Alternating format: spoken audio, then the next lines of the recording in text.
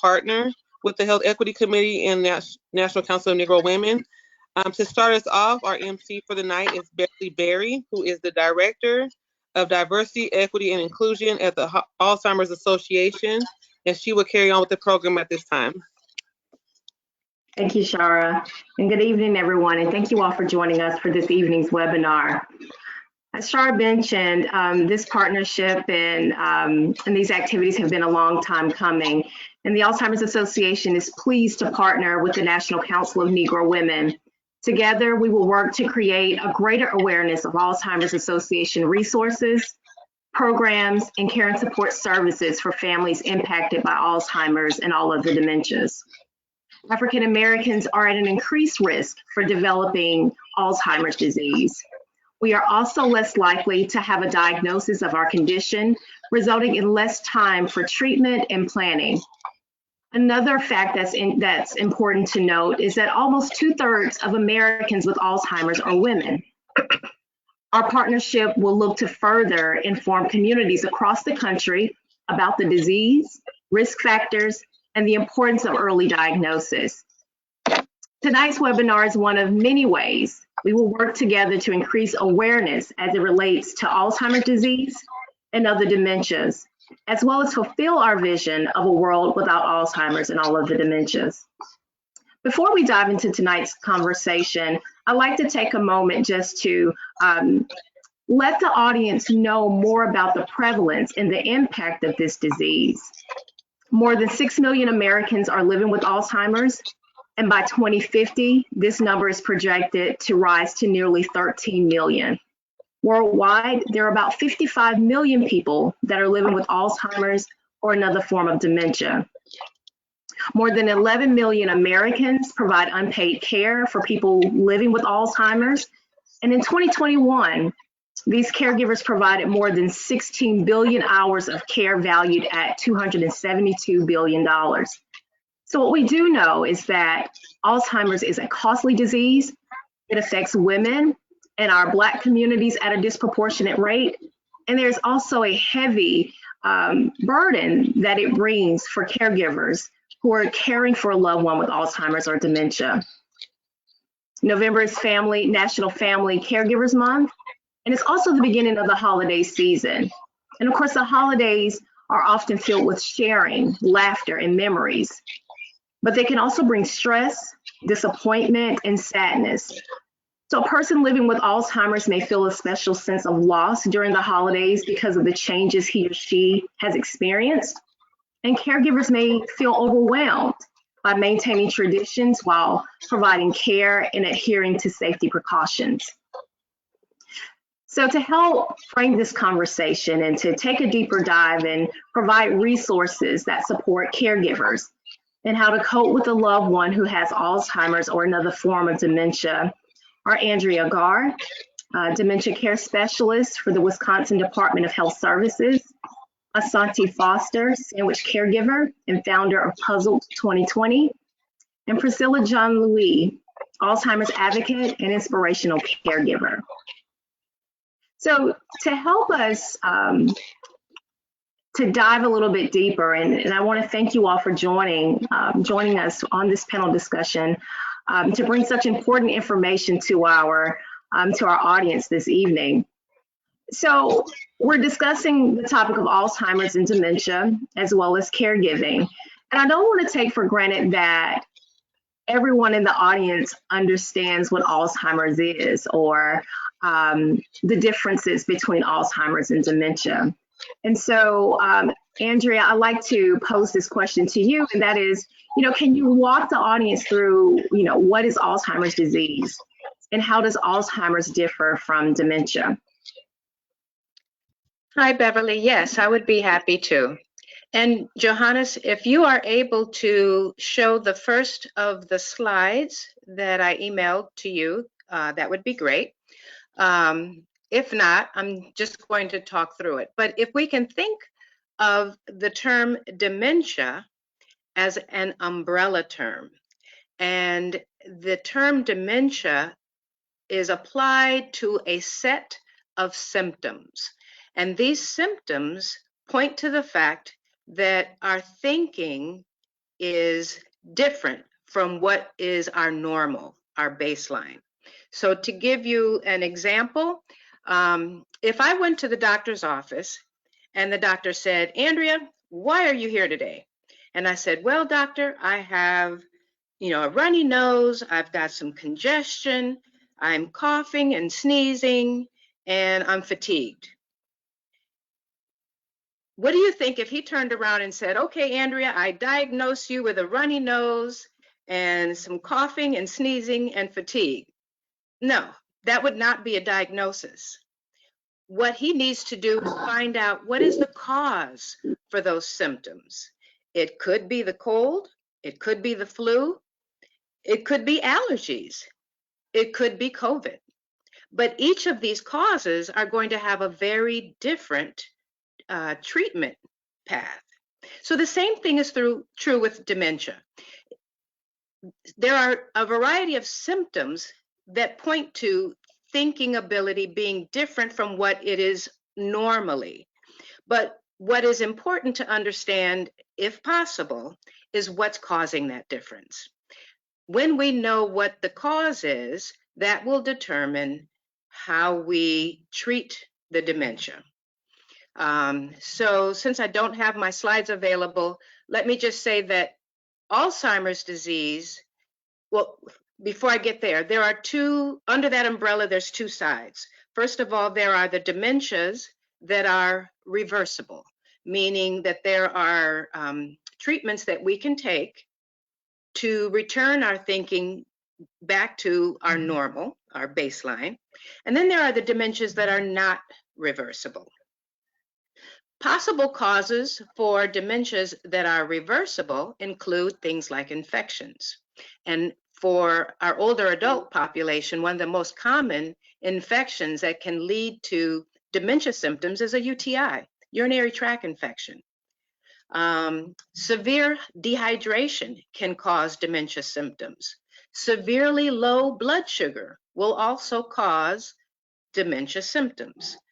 Vitamin D deficiency, depression, especially a prolonged chronic depression, medication side effects, thyroid issues. There are lots of possible causes for reversible dementia, but the thing that's important is when we know the cause and we treat that cause. For example, if we take our antibiotic and we clear the infection, the thinking will return to normal. If I have a blood sugar of 25 and I take some glucose, fast action glucose, my thinking will return to normal. On the side of the umbrella for dementias that are not reversible, Alzheimer's disease accounts for the greatest percentage of them. Roughly about 60% of all dementias are due to Alzheimer's disease. And then another significant percentage, especially in our population, is due to mixed dementia, which means there's more than one cause. So in the African American community, Alzheimer's disease together with vascular dementia is extraordinarily common. But let's talk about Alzheimer's. Alzheimer's disease is caused when there are, and I'm not going to get real technical, but basically there is gunk, plaques and tangles, but gunk that accumulates in the brain that is not cleared, and it interferes with the brain cells' abilities to communicate with one another. I'm just going to say something real briefly about vascular dementia. Of course, vascular dementia is caused when there is a vascular event. It could be a severe acute event like a heart attack or stroke, or it could be a series of minor, multiple, almost undetectable mini strokes. But over time, they work to diminish our thinking ability. And how do we know when we might be dealing with dementia? Give me one second. I'm going to talk about some warning signs. So the Alzheimer's Association actually publishes a document called Know the 10 Warning Signs. And I'm just going to do a very quick walkthrough of some common warning signs for Alzheimer's disease in particular, the thing that is important to understand is that when you've seen one case of Alzheimer's disease, you've seen one case of Alzheimer's disease, because every case is very unique and not every person is going to present all of these symptoms. But very briefly, let me just say that one of the most common symptoms is memory loss, particularly with recent memory. And it has to be memory loss that is significant enough to interfere with our daily activities. Challenges with planning or problem solving. You might notice that if someone who used to pay their bills on time is suddenly paying them late or can't balance their checkbook. Difficulty with familiar tasks could be, a recipe that somebody is famous for. They've been making it all their lives and suddenly they can't remember the ingredients. Confusion with time or place, problems with, sorry, I'm looking at another screen here. Sudden problems with speaking, like word finding difficulties. Here's a big one, misplacing things or losing things, especially when they're blaming you for having taken them or stolen them. Poor judgment, withdrawal from social activities, and changes in mood. So yeah, that's a very quick overview. Thank you so much, Andrea, for providing level setting with the audience and providing that information on Alzheimer's and dementia, because I think it's important for people to know what it is, but then also think about those warning signs, because there are warning signs. And to your point, knowing that Alzheimer's and dementia, those symptoms can present different for different people. So and it's not a normal part of aging. I think that's one of the key things to remember, that, memory loss that disrupts your daily life is not a part of normal aging. And I think people really need to understand and know that. I'm so glad we're joined with Dayani Toxie as well. She's a part of the Alzheimer's Association. She's a diversity and inclusion specialist and a manager for the Alzheimer's Association. We're so glad to have her to join us as well. So thank you, Dayani. I know you're just joining, so I don't want to put you on the spot, but I didn't know if there was anything else that you wanted to add as it relates to just any of the warning signs as it relates to Alzheimer's and dementia.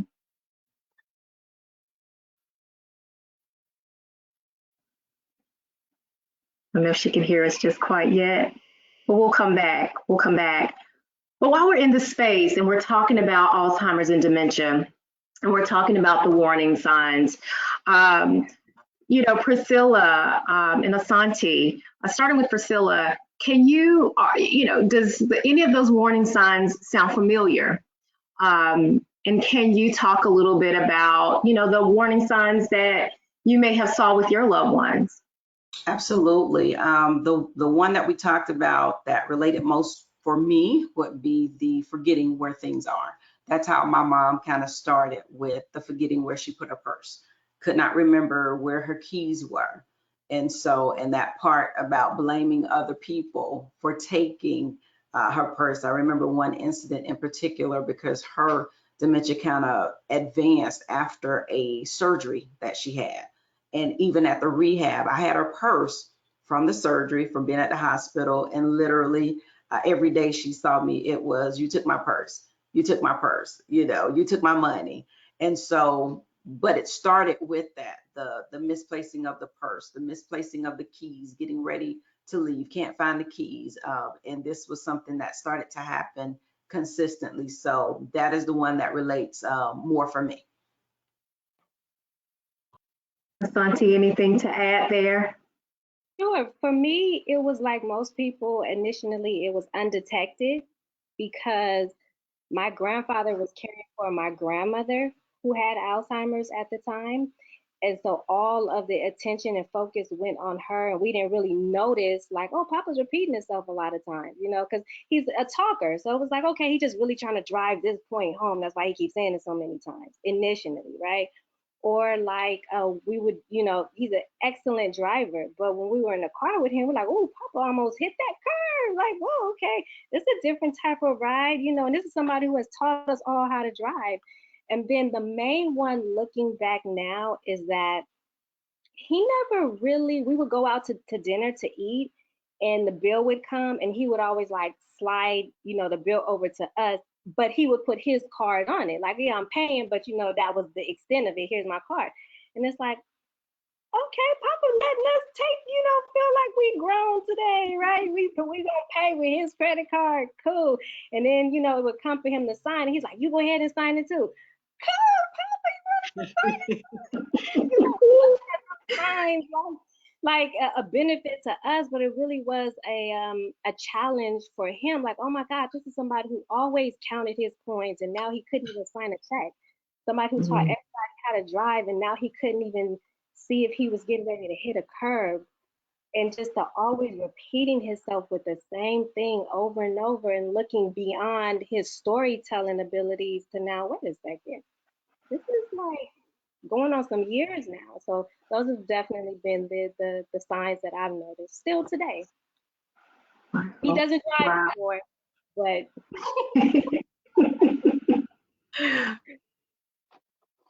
Yeah, and I think, and thank you for sharing, to talk about your loved ones and just the signs that they exhibit. And I think there is definitely power in storytelling and in allowing the opportunity for others to hear your journey, to hear, how you're navigating caring for your loved ones. I think that's so important.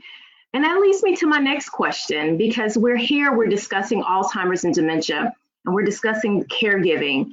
And so what I'd like for you all to do, we'll start with Priscilla, is to tell us a little bit about your caregiving journey, particularly as it relates to Alzheimer's. So we'll start with you, Priscilla.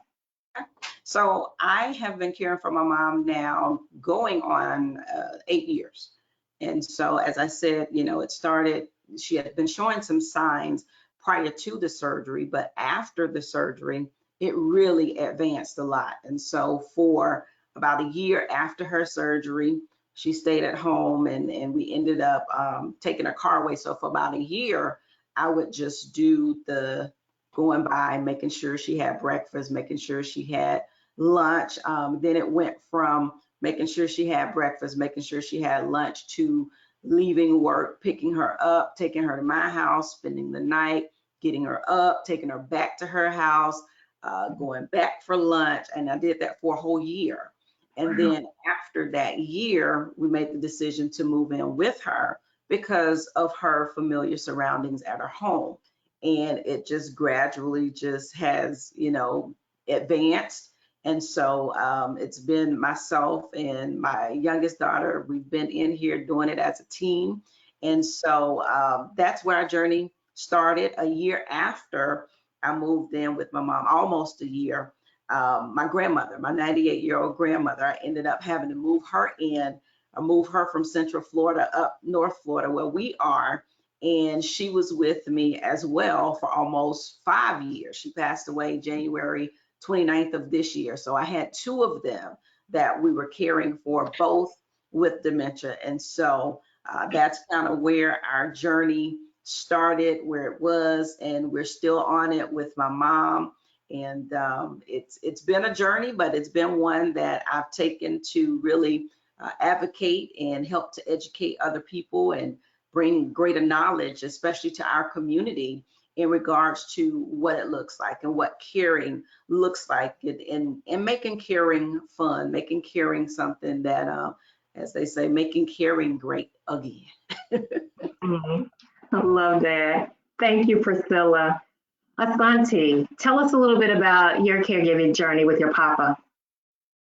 For me, it actually started when I was a child and watching both of my grandmothers suffer from Alzheimer's, which at the time, 100 years ago, we were just like, okay, they're both getting old. They both have the same disease. This is natural, which is what most of us, think. This is a natural part of aging, and what I thought. And then they died. And then a great aunt of mine was suffering from it, and I got a call to help her.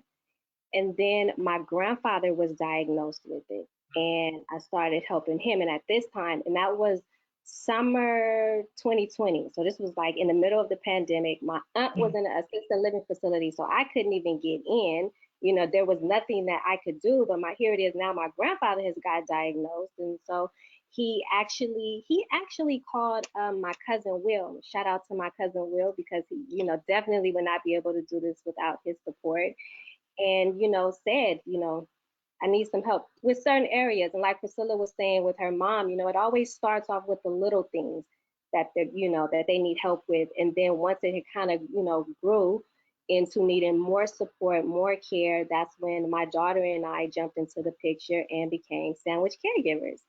And just to kind of clarify what that term is, it's when you are taking care of someone older than you who has Alzheimer's or some other disease, but in this case, Alzheimer's, and taking care of someone younger than you, in most cases, a child, and you stand right in the middle, right? I'm balancing both of them. I'm caring for both of them, and showing my daughter how to also help care for someone who has Alzheimer's. So that has been my journey. To see the change has been the hardest part of the journey, to see him slowing down. And I like to say this in super layman's terms, right? I'm in the middle of the turn up and the turn down. Want to take a nap? My daughter want to go outside, and I'm like, okay, how do we make this work for all of us? Where there's a healthy balance, there's a healthy love, there's a healthy respect. And like Priscilla, I'm still in the middle of it, and I do enjoy it. I can honestly say that, and we'll see how far this journey takes us. Because of growing up watching this, because of becoming a sandwich caregiver, I wanted to do more.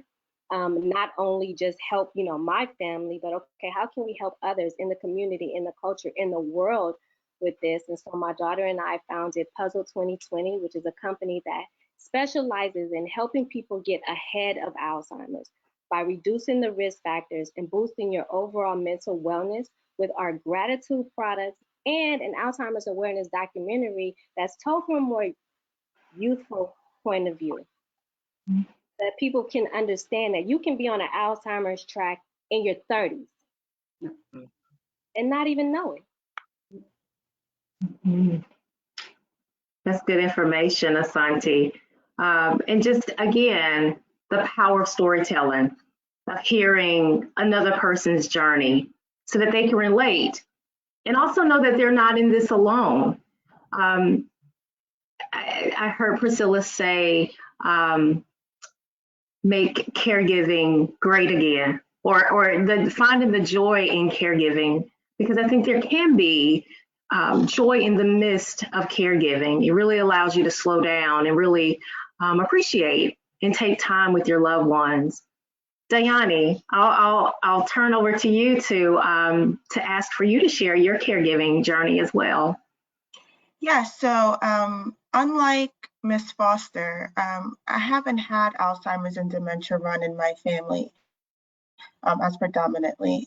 The first time I came into contact with it was with my great aunt. And up until the day she passed, she never called it what it was. She always said that she just had something going on with her brain. My family didn't know anything about it. We didn't know about caregiving in that way. So it was a big push to figure out what Alzheimer's is and what it can cause and how it can affect the family, right? Because it became all hands on deck. We're all shifting to be there with her. We're all, checking our work schedules to see who can be there when. And honestly, I think it brought my family closer than we ever were going through that. And then fast forward, before I became a part of the Alzheimer's Association as a community engagement manager, I was actually a volunteer. I was a support group facilitator. And so I met with caregivers once a month for them to talk about their struggles and share advice. And every meeting was different. Sometimes everyone came in and they were happy and they were like, oh, this worked and I tried this thing and I'm so excited. But then other times everyone came in and they were sad and they were like, I feel hopeless and I don't know what to do and I feel anxious. but the underlining focus for everybody was that I'm here because I love the person that I'm taking care of. And that was the same thing for our aunt, my aunt. I didn't know what was happening, but we loved her and we wanted her to be okay. So I think through everything that happens with the caregiving journey, just understanding our why, and our why is that we love them and we, we'll do anything for them. That's great perspective, Dayani. Thank you so much. Thank you all for sharing your caregiving journey. So I want to switch gears just a little bit and pose the question about how does caregiving for a loved one with Alzheimer's differ from caring for a loved one with another condition or illness? I think we can even also discuss, how does caring for a loved one with Alzheimer's at different stages of the disease, how do we navigate that, and how does that differ from like the middle stages and the early stages? But before we go there, I want to go back a little bit and just talk about how does caregiving for a loved one differs for someone that has Alzheimer's versus another illness or disease. So Andrea, I'll kick that question off to you. I'll have you to kick us off and get started. Sure, thank you. So I think one of the most significant differences is the fact that when you look at a loved one who has Alzheimer's or related dementia, there's no outward signs, at least not until the very, very end of the disease. So on the outside, they look as they always have. And sometimes then it can be very easy to forget that there is a disease process that's going on because they look the same. And when we forget, it's easy to become impatient with the symptoms that we see. When we're caring for someone, say, for example, that's got cancer or someone who is blind, we would never say to our blind loved one, "Doggone, why don't you just see?" We would never do that.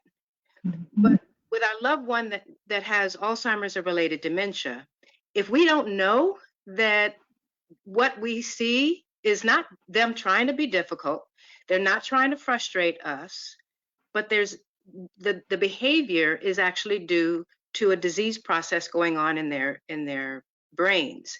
Maybe just visualize somebody with a big Band-Aid across their forehead so that you remember they're not doing this on purpose. Another important distinction is to remember that somebody with another disease still has their cognition or their thinking ability intact. So if I need to run a quick errand to the store, there's no danger in leaving that person alone, for 30 minutes while I run a quick errand. Someone with Alzheimer's disease, especially in the mid and later stages, often they cannot be left alone. Another critical difference is insight. If I have cancer, I'm very aware that I'm sick. And so it's a lot easier, and everybody's different, everybody's personality is different, but more often than not, it's much easier for someone with another condition that they're not well to accept and receive help. But someone with Alzheimer's disease, especially in those early stages, they lose insight. And in their minds, they're fine. They're good. You're the one with the problem. And then the last thing is, and this again is very common in the middle to later stages, but it can hurt when you're the caregiver and your loved one no longer recognizes you or remembers who you are. And that is not something that is typical when you are caring for a loved one that has a different condition. That's great. That's great insight, and to really see just the impact that this disease not only has on an individual that's living with Alzheimer's or dementia, the changes in their memory, the changes in their cognition, how they process information, but even looking at it from the standpoint of the caregiver, to have your mom to not recognize you, or your parent or your aunt or whomever that person is. It's difficult. And I think that's one of the important things to take away is that there are some differences, and it can make that caregiving journey even more difficult. I'll turn to my other panelists to see what other insight do you all have as it relates to whether it's at the different stages of Alzheimer's and what that caregiving journey looks like, or even just the differences in caring for a loved one with another illness. I will say, you know, the whole thing, I can remember where I was, what I was doing, driving. As a matter of fact, when my mom first said, "Who are you?" You know, and there, you don't ever really get over that feeling. It just gets easier, right? And so I tell people all the time, even when it comes down to it, because there is that constant repeating over and over, or other things. And you just have to remember that it's not the person. They do things. If I shared everything that was done, we would be here for a while. But you have to remember that it's not them, it's the disease that is working, you know. And I think that that is the one thing that keeps you in perspective when you realize that it's not. And to add to that, you know, even with myself, my mom is in the later stages. And so that difference between caring for someone with Alzheimer's and caring with someone with, say, cancer, it is very different. I can't, without having someone here, something as simple as being able to run down the street to the store, you can't do that because you don't know what may or may not happen. You know, if she gets up, I've had to put all types of gadgets and things in the house to make sure that she doesn't get outside of the house, you know, that wandering that goes on. And so I've had to use all types of gadgets and things to almost just say baby proof the house, because, you know, that's that difference. But them not being able to recognize you. My mom is at a state now, she doesn't recognize me as her daughter. You know, she thinks I'm her mom, which is, you know, it's that reversal, right? And so my daughter, now she calls my name all day long, but she doesn't recognize me as her daughter, but she recognizes me as her mother. And beyond that, one of the things that brings peace and everything for me, even in her not recognizing me, is the fact that I realize that she recognizes love. She doesn't recognize me as who I am, but she recognizes love. She recognizes that I am her safe place. I'm her person. So whenever I walk in, her countenance, everything changes.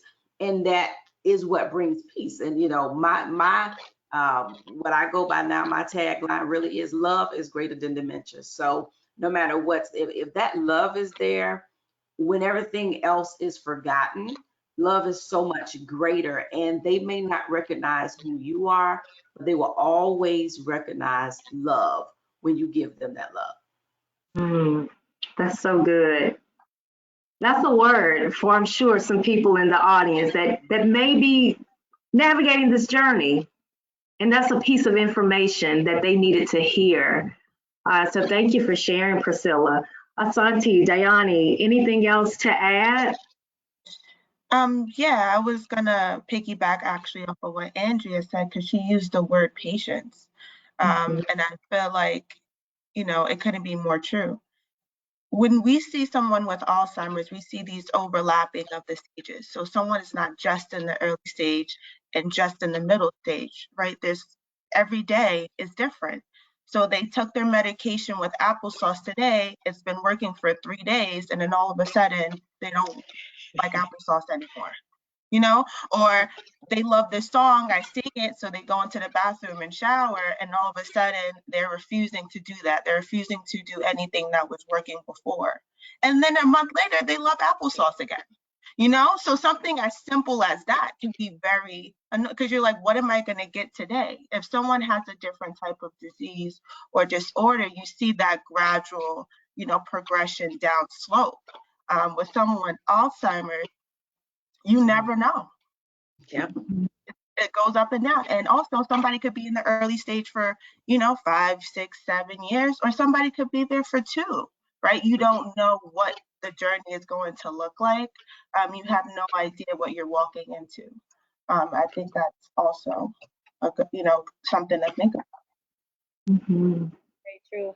And I'll add, for me, I don't know what it's like to care for someone who doesn't have a disease other than Alzheimer's. Unfortunately, again, that's the disease that I know because I grew up with it, and I was able to see all of the stages, right, from the early to the middle to the end, and now actually a caregiver myself. And what I realized that is important, the love, absolutely, right? That energy is there and being able to pour that into them. But it's also meeting them where they are at whatever stage they're at. Case in point, my grandfather, we used to go out and walk for, 30 minutes to an hour. And now it's challenging for him to even walk down the stairs. And so, again, it's still just meeting him there. Like, okay, we can't go out for the walk. All right, well, we'll take this step by step, and then also paying attention to their pain language. Because Yes. stages, you won't be able to hear them say, my leg hurt, my head hurt, my ear hurt, my whatever it is that hurts. And it's little things. So, like, I would walk past the restroom, when my grandfather is in there, because I'm also looking at the time. Like, how long you been there? You okay? And I would hear the doorknob, like, almost like he's struggling to get out. And it took me a long time to realize what was going on. Like, is he, and I would knock, like, are you okay? Are you locked in there? You need, and he's like, no, I'm fine. But what I ultimately discovered from listening to that is he was having a hard time lifting himself up off the toilet. And so that's when, okay, that's a pain point. Let's install the railings. Like you were saying, Priscilla, where you installed all these different gadgets. It was, okay, we need to start installing railings in here so he can move, easier for him. It's not so hard. And so again, paying attention to that pain language is what I really have recognized the most in caring at different stages. This is all good information. And so, of course, we've been walked through a journey. We're walking through this journey, okay? We're talking about Alzheimer's. We're talking about dementia, the differences of the two, and looking at caregiving and how and what that looks like for a caregiver of a loved one with Alzheimer's or dementia. And we know that there are some challenges there. And you all have really shared that and highlighted, some of those challenges, but even, how you're coping and sharing those stories with the individuals in the audience.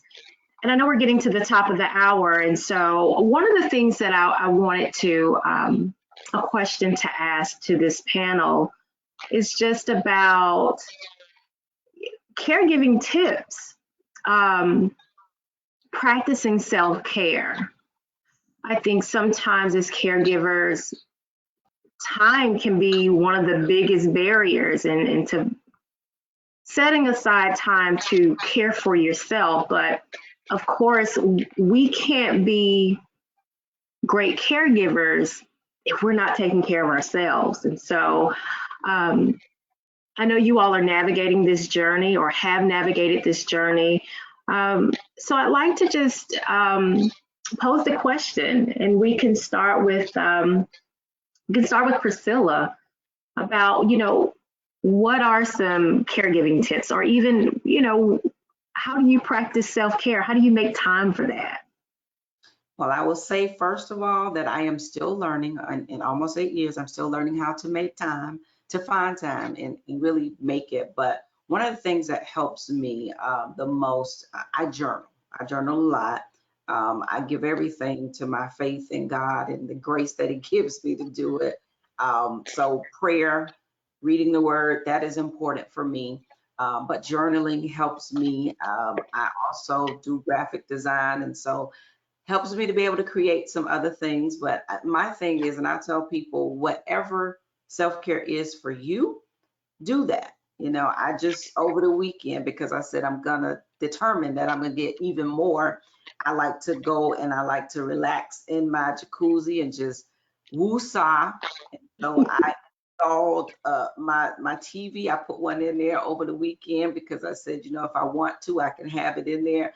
Just my whatever it is that self-care means to you, whether it's 5 minutes, 10 minutes, whatever. Do what you do that means care to you. And so I'm learning how to really not just bypass it, but take that time because it helps. It helps to restore. But writing is everything. I like to get those emotions out because, like we said earlier, it's a total different ball game. If you're just caring for somebody that's just, you know, somebody that you're working for, that's one thing. But when it's your mom or your dad or your grandfather, this is the person that's raised you. And so I don't know if you ever get beyond, especially as they progress, some of the behaviors, they can tear at everything in you.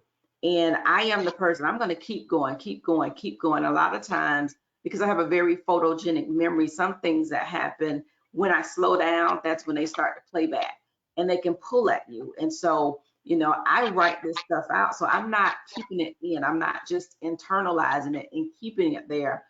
I'm writing it out, processing it, and doing what I need to do to keep it going. Because like you said, I mean, if we don't take care of us, we're not going to be able to take care of them. And so I'm learning even more how to do that and what that means to me at different points. Very good. Thank you, Priscilla. Asante or Dayani, Andrea, who wants to hop in next? What are some of those caregiving tips? Or even just how do you find time for self-care? I can dive in. Like Priscilla, I definitely do journal and more so in writing down what it is I'm grateful for. And so much so, you know, my daughter and I, we actually sell gratitude products. We have a gratitude attitude journal. It's multifunctional with the pad, the pen, and then some memory boosters like color tabs and some post-its. And then we also have meditation music. We have a gratitude bank. Again, it's multifunctional. You write down what it is you're grateful for on the cards, you deposit them, and then we also have the meditation music. I do a lot of meditating, just really to calm down. But then I'll also listen to music, right, to lift up. You know, when I'm cooking or you know I'm changing from the day to the night, just to kind of get ready and set the tone. Or night to day, whatever it is. Taking baths, that is extremely important. Sitting out in the sun to get that natural vitamin D to boost my immune system.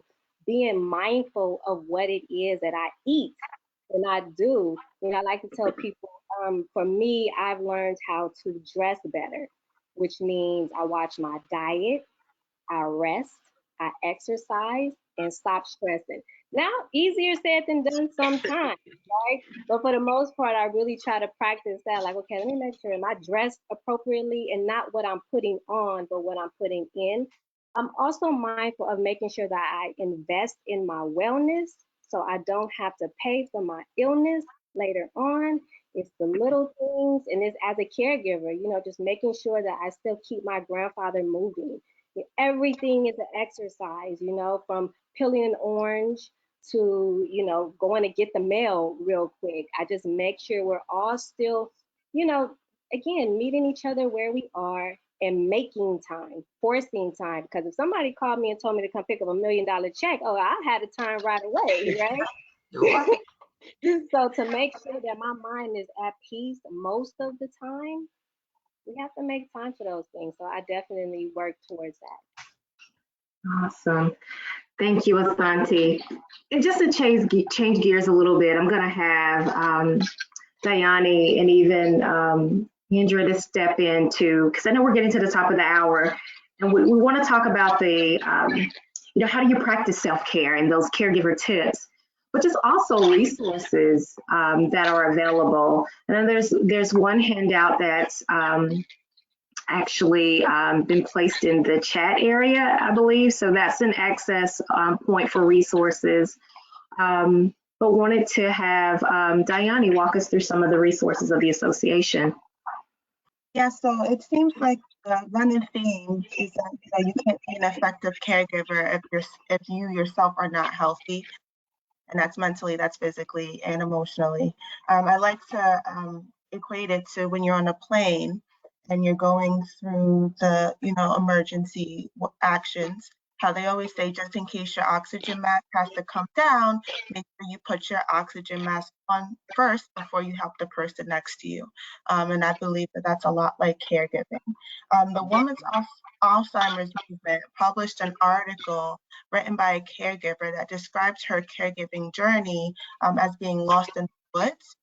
And then she said that she would feel way better about being in the woods alone at night if she had a friend that knew the woods, that knew the way, that could hold her hand and walk with her through it. So I think one of the greatest resources is to find others that are in your position and connect with them. Miss Priscilla and Miss Asante told us about how they caregive for themselves and what they do every day. And you might hear something and it might jog something and you're like, oh, wait, I used to love writing, or wait, I used to love meditating. Let me get back to that. The Alzheimer's Association, I would say our two main resources are 24/7 helpline. Our number is 1-800-292-3900, and I will make sure that we give that to you at the end. So you can speak with master's level clinicians 24/7. So at any time of the day, at any time of the night, if you need someone, they will be there. They can also connect you to local chapters. And those people can help you connect with caregiver support groups and also free education programs. The second resource is our website. So alz.org is usually the first stop for caregivers and people living with dementia. We have a trial match service. So if someone's interested in doing a clinical trial, we have a match service for you. We have Health Connected, which is a community forum. So caregivers go on and they can share advice, worries, achievements, all on this community forum. And then we also have CRF, or Community Resource Finder. So if you're looking for specific resources in your area, you plug in your zip code and it can let you know all of the places that are available to help you.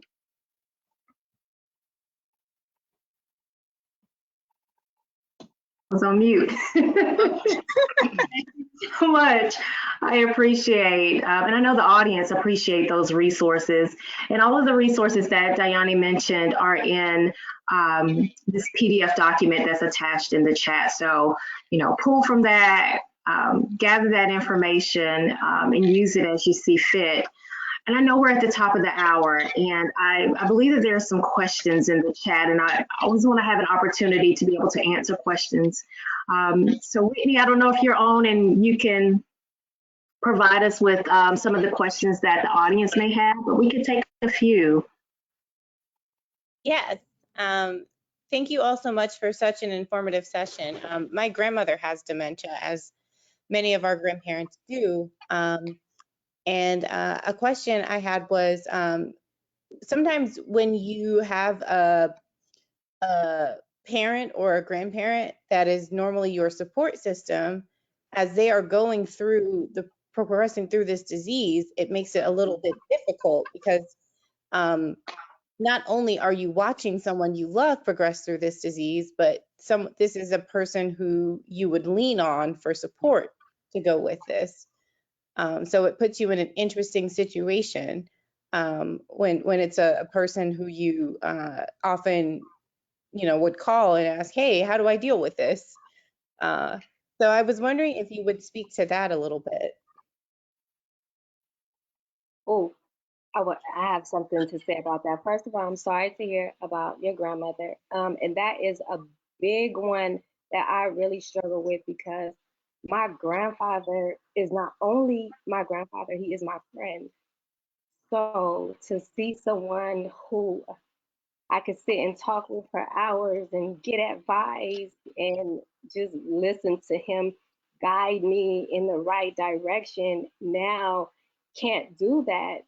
It is very challenging. And what keeps me going is to remind myself that, okay, you're here to care for him the same love that he poured into me. I'm blessed to be able to pour back into him, continue being of service for him. And, you know, God forbid I get the disease, but, you know, I'm hoping that I will get the same type of care that I'm giving to him. But that is definitely my biggest struggle. And but living in the moment, right? Just enjoying him being here and trying not to think about that day when he transitioned.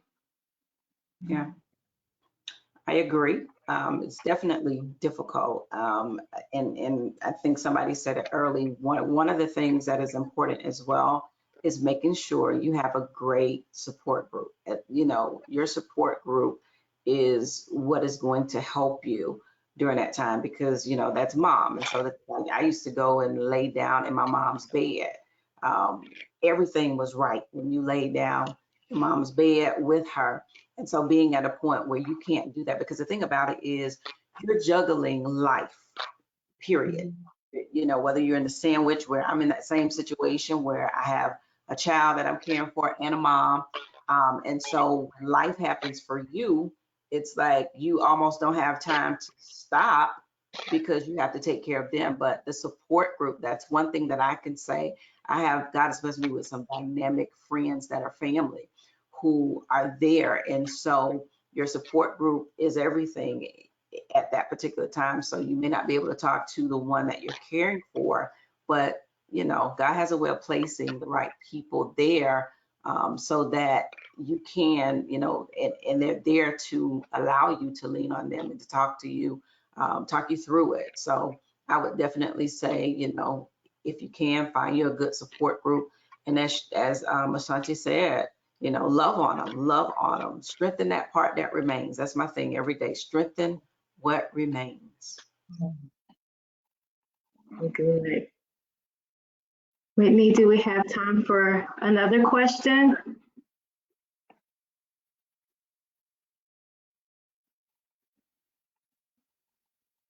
Or was that the only question? Oh, my apologies. I was on mute. Story of my life.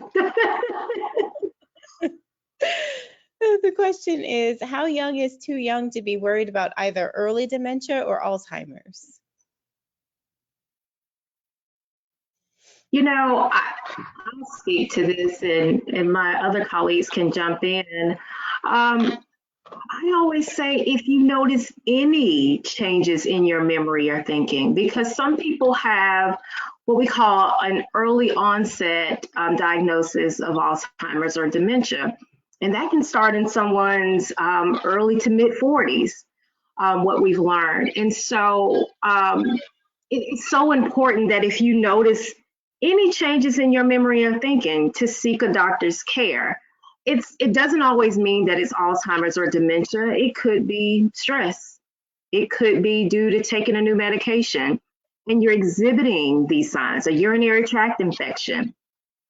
And so to go in and get, you know, checked by your doctor to review what's going on, I think is so important just to be able to rule it out. But even if it's not ruled out, early diagnosis is so important because it helps a family with planning. It helps the person that's living with the disease have a say in their care so that it's not so overwhelming. So, I mean, if you're in your 30s, if you're in your 40s, I mean, if you're noticing changes that are not like you, if you're in your 20s, it just speaks to the importance of seeking care and being and building that practice of being seen by a doctor. I would also like to piggyback, Bev, because I believe that every day, doesn't matter how old you are, we should be really thinking about our physical and mental health. So not even considering Alzheimer's, but we should all be exercising, we should all be eating well, staying mentally and socially active, not to just lower your risk of getting the disease, but lowering your risk of getting any disease, right? Hypertension, stress, high blood pressure are all things that are prominent in the African American community, and things that we should all be working to fight against. So I'm in my 20s and I need to focus on what I'm eating, right? And I'm not saying that everyone has to get up and change their whole diet and start, lifting 200 pounds in the gym. But what I'm saying is making small steps. I'm going to steal this from Ms. Foster, but instead of taking the elevator, park and, take the stairs.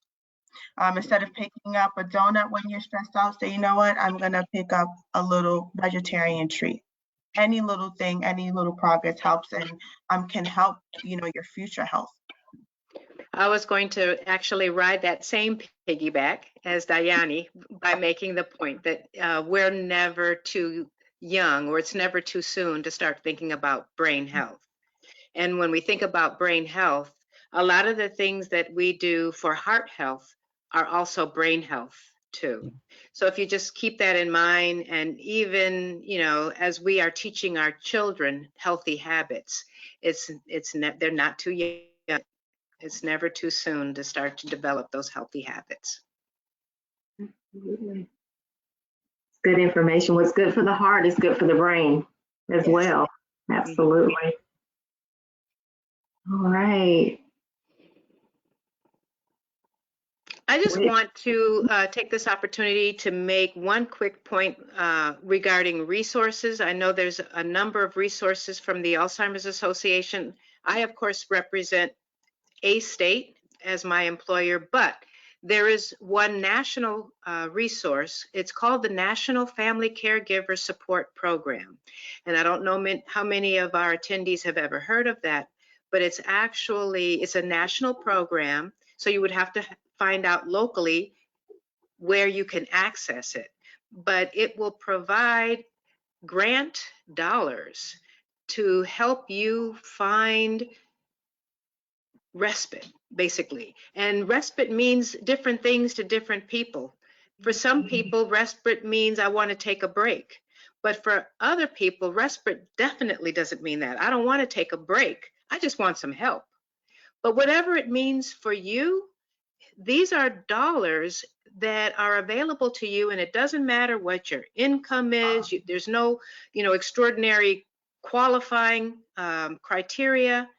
But if you need to bring somebody in the house a couple of times a week to assist with bathing, to assist with household chores, to whatever your need is, this program is available.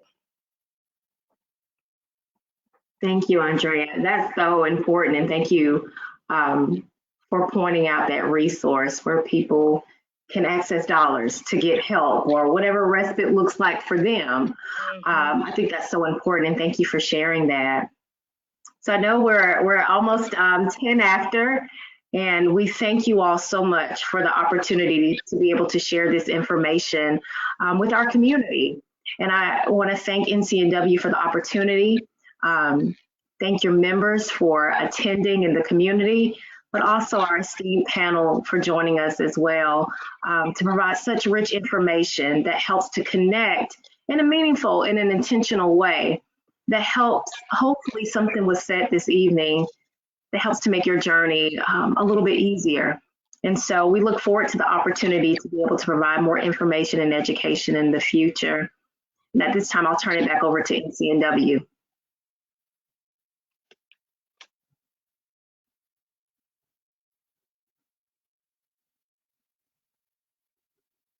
I would like to thank everyone for joining us tonight. I have personally been touched and affected by hearing your stories, by hearing your expertise. Many of us have loved ones with dementia. I mentioned about my grandmother that we were struggling with that, but thank you so much for providing us with resources and compassion and grace and intelligence. Thank you everyone who dropped questions into the chat. Questions were interesting and poignant. And I would like to mention to everyone at the in this chat, the NCNW is a 501c3 organization. meaning we are a nonprofit, and with coming in the upcoming days, we will be having Giving Tuesday, which is an ability for you to give back to the NCNW to make us your charity of choice. And we will also be taking donations via Amazon Smile. When you make an Amazon purchase, you can make the NCNW your charity of choice there. Other than that, I once again wanted to thank everyone for being on this panel. Thank you to all the attendees, and I would like to say good night. Thank you. Thank you for having us.